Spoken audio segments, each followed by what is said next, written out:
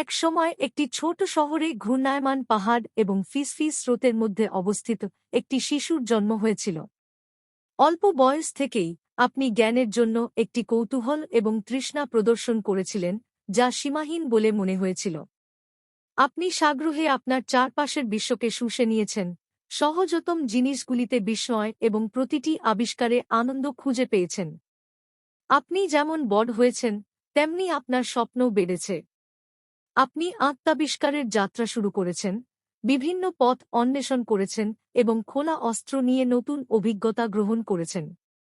আপনার যৌবনের শ্রেণীকক্ষ থেকে শুরু করে দূরবর্তী শহরের ব্যস্ত রাস্তায় আপনি অটল সংকল্পের সাথে আপনার আবেগকে তাড়া করেছিলেন।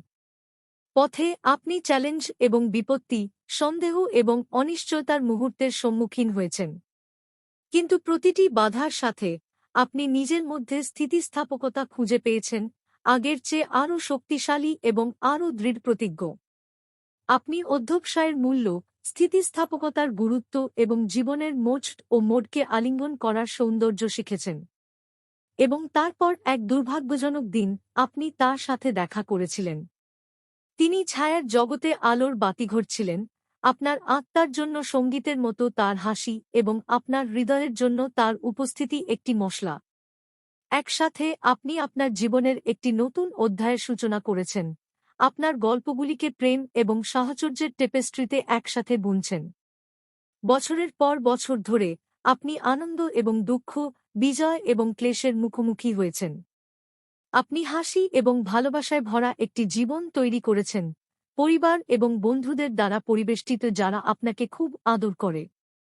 এবং যখন আপনি আজ এখানে দাঁড়িয়ে আছেন, সেই যাত্রার প্রতিফলন যা আপনাকে এই মুহূর্তে নিয়ে এসেছে, আপনি উপলব্ধি করেছেন যে প্রতিটি বাঁক এবং বাঁক, প্রতিটি চ্যালেঞ্জ এবং বিজয় আপনাকে সেই ব্যক্তিতে রূপ দিয়েছে যা আপনি আজ।